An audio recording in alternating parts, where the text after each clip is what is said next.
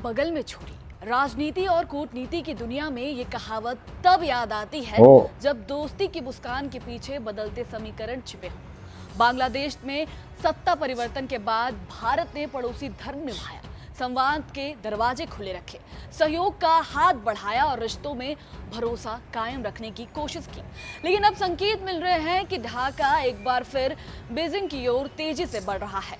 सवाल ये है कि क्या बांग्लादेश अपनी विदेश नीति का नया अध्याय लिख रहा है या फिर दक्षिण एशिया में चीन और भारत के बीच रणनीतिक मुकाबले की नई बिसात बिछ चुकी है। दोस्तों, अभी एक विजिट हुआ है, एक सफर हुआ है तारिक रहमान का चाइना का, और इनकी हालत देखें इंडियन मीडिया की, इंडियंस की पतली हो गई है, परेशान है, मिर्चें लग रही हैं और इनकी रात की जो नींदें हैं वो उड़ चुकी हैं।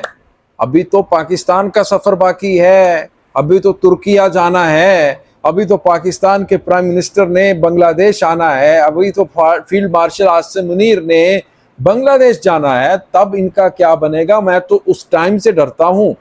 तब तो इनकी हत्या हो जाएगी, तब तो ये पता नहीं कौन सी दुनिया में रहते हैं यार। क्यों इनको टेंशन होती है, क्यों ये जेलस होते हैं हिंदुस्तान से, बांग्लादेश से। वो एक आज़ाद मुल्क है, उसका जो दिल करता है वो करे। आप अपने तरफ देखें, आप अपने मुल्क की तरफ देखें, किसी और की तरफ क्यों उंगली खड़ी करते हैं आप। अस्सलामु अलैकुम दोस्तों, আমি এহসান খান আর আপনারা দেখছেন এহসান খান यूट्यूब चैनल। आशा করে আপনারা সবাই ভালো আছেন। कि बांग्लादेश के जो प्राइम मिनिस्टर हैं अपना कामयाब विजिट सफ़र करके वापस ढाका की तरफ रवाना हो चुके हैं, और ये जो सफ़र है इसके अंदर जो MOUs डील साइन हुई हैं, उसके बाद इंडियन मीडिया की तोपों का रुख ढाका की तरफ है। असल में उनको आग लगी हुई है, उन्हें जलन हो रही है कि ये इतनी बड़ी डील्स क्यों हो गई हैं। मंगला पोर्ट, हाँ, उनके जबरों से निकाल कर मंगला पोर्ट दे दी गई है। किसको? चाइना को। कहा है कि भाई आप इधर आएँ, इकोनॉमिक जोन लगाएं, यहाँ पर बैठें, जो दिल करता है करें। अब ट्रांजिट रूट है हिंदुस्तान का, वहां से आसाम त्रिपुरा वाली साइड से वो जाते थे, अब वहां पर आकर बैठेगा इनका बाप चाइना और इनको दिन में तारे दिखाएगा। अब ये कहते हैं कि हमारी सिक्योरिटी कंसर्न है, हमें बहुत ज्यादा चिंता है कि यहाँ पर चाइना क्यों आया है।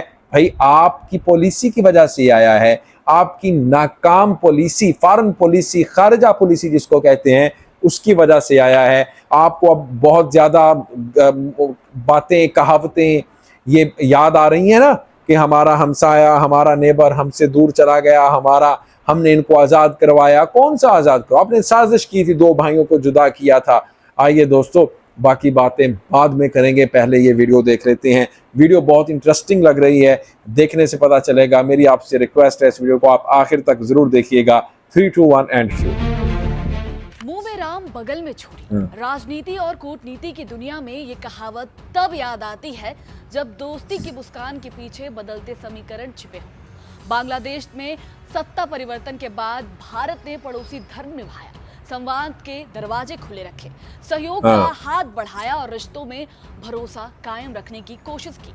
लेकिन अब संकेत मिल रहे हैं कि ढाका एक बार फिर बीजिंग की ओर तेजी से बढ़ रहा है। सवाल ये है कि क्या बांग्लादेश अपनी विदेश नीति का नया अध्याय लिख रहा है या फिर दक्षिण एशिया में चीन और भारत के बीच रणनीतिक मुकाबले की नई बिसात बिछ चुकी है। नमस्कार, आप देख रहे हैं जी मीडिया का डिजिटल प्लेटफॉर्म। मैं हूं आपके साथ साक्षी सिंह। प्रधानमंत्री तारिक रहमान महोदय वैसे तो दिल्ली की तरफ टकटकी लगाए बैठे थे। भारत से तेल संकट के दौरान हजारों लीटर तेल और खाने पीने की चीज मंगा रहे थे। भारत ने मदद भी की, खुद जयशंकर ढाका गए और तारिक रहमान की ताजपोशी के बाद बधाई दी। लेकिन जिसकी फितरत में ही धोखा देना हो वो कहाँ एहसान मानता है। खबर है कि बांग्लादेश एक बार फिर चीन की गोद में जा बैठा है। दरअसल बांग्लादेश का रणनीतिक रूप से बेहद अहम मोंगला पोर्ट अब भारत के हाथ से निकलकर चीन के प्रभाव में ज्यादा दिखाई दे रहा है। बांग्लादेश ने मोंगला पोर्ट के पास एक स्पेशल इकोनॉमिक जोन विकसित करने के लिए चीन की सरकारी कंपनी के साथ समझौता कर लिया है। ये वही ज़मीन है जिसे पहले भारतीय इकोनॉमिक जोन के लिए एलोकेटेड किया गया था।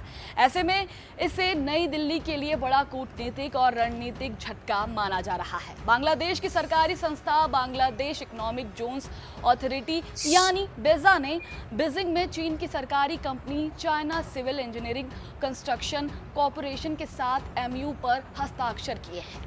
इस स्पेशल इकोनॉमिक जोन बगरेत में मोंगला पोर्ट के पास 110 एकड़ जमीन पर विकसित किया जाएगा।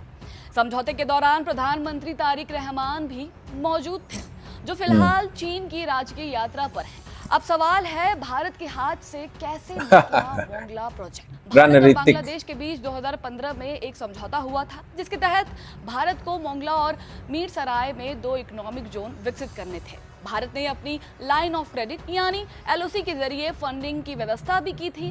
2018 में भारत ने इस परियोजना के लिए हीरानंदानी ग्रुप को डेवलपर चुना था, जबकि उसकी सहायक कंपनी एविटा कंस्ट्रक्शन ने 2022 में अंतिम समझौता किया। हालांकि जमीन भारत को 2020 में सौंपी गई और उसी दौरान कोविड महामारी के कारण काम शुरू नहीं हो सका। इसके बाद मोहम्मद यूनुस की अंतरिम सरकार ने परियोजना में देरी का हवाला देते हुए अक्टूबर 2025 में इसे भारत की सूची से हटा दिया।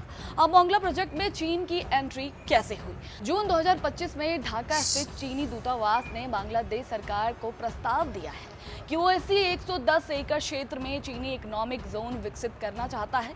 कुछ ही महीने बाद अक्टूबर 2025 में भारत का प्रोजेक्ट रद्द कर दिया गया और रास्ता चीन के लिए साफ हो गया। इसके अलावा बांग्लादेश ने चीन के साथ कई अन्य आर्थिक समझौते भी किए हैं। बेजा ने चट्टोग्राम के अनवारा क्षेत्र में चीनी औद्योगिक जोन के लिए चाइना रोड एवं ब्रिज कॉर्पोरेशन के साथ भी डील की है। वहीं बांग्लादेश इन्वेस्टमेंट डेवलपमेंट अथॉरिटी ने चीन की council for promotion of international trade के साथ निवेश बढ़ाने के लिए MOU साइन किया है। चीन का हांडा ग्रुप भी बांग्लादेश के केरानीगंज इकोनॉमिक जोन में लगभग $220 मिलियन निवेश करने की तैयारी में है। इससे साफ है कि चीन बांग्लादेश की अर्थव्यवस्था और इंफ्रास्ट्रक्चर में अपनी पकड़ लगातार मजबूत कर रहा है। भारत के लिए कितना बड़ा झटका है, आइए देखते हैं। मोंगला पोर्ट हिंद महासागर और बंगाल की खाड़ी क्षेत्र में भारत के लिए रणनीतिक रूप से बेहद महत्वपूर्ण माना जाता है। चीन लंबे समय से इस बंदरगाह और आसपास के इलाकों में अपनी मौजूदगी बढ़ाने की कोशिश कर रहा था। अब इस प्रोजेक्ट के जरिए चीन भारत के संवेदनशील चिकन नेक कॉरिडोर के बेहद करीब अपनी स्थिति मजबूत कर सकता है। भारत की जगह चीनी सरकारी कंपनी के आने से बांग्लादेश के आर्थिक और बुनियादी ढांचे पर चीन का प्रभाव और बढ़ेगा। ये भारत की सुरक्षा, क्षेत्रीय कूटनीतिक और रणनीतिक हितों के लिए चिंता का विषय बन सकता है। कुल मिलाकर मोंगला पोर्ट पर चीन की एंट्री सिर्फ आर्थिक सौदा नहीं है, बल्कि दक्षिण एशिया की बदलती शक्ति राजनीति का बड़ा संकेत है। भारत के लिए ये सिर्फ एक प्रोजेक्ट खोने का मामला नहीं है, बल्कि रणनीतिक बढ़त कमजोर पड़ने का खतरा भी है। अब सबसे बड़ा सवाल यही है, क्या भारत इस कूटनीतिक झटके का जवाब दे पाएगा या चीन धीरे धीरे भारत के पड़ोस में अपनी पकड़ और ज्यादा मजबूत करता जाएगा? दोस्तों, आपने ये वीडियो देखी है कैसे जो इंडियन मीडिया चीखें मार रहा है, इनके पेट में दर्द हो रहा है, टेंशन हो रही है कि यार ये मंगला पोर्ट हमसे लेकर उनको क्यों दे दिया है, चाइनीज को, अब चाइनीज इधर पर आएंगे, यहाँ पर पाकिस्तानी आएंगे, भाई जो मर्जी आए, बे ऑफ बंगाल के अंदर। और ये पानियों की जो दादागिरी है अब ये इंडिया की खत्म होती हुई दोस्तों नजर आएगी आपको। और फिर आप देखें कि मंगला पोर्ट ये अब जो दी गई है चाइना को, असल में ये बहुत बड़ी नाकामी है हिंदुस्तान की। दोस्तों, आपका इसके ऊपर क्या कहना है बताइएगा कमेंट सेक्शन में। मिलेंगे आपसे नेक्स्ट वीडियो में, तब तक के लिए अल्लाह हाफिज।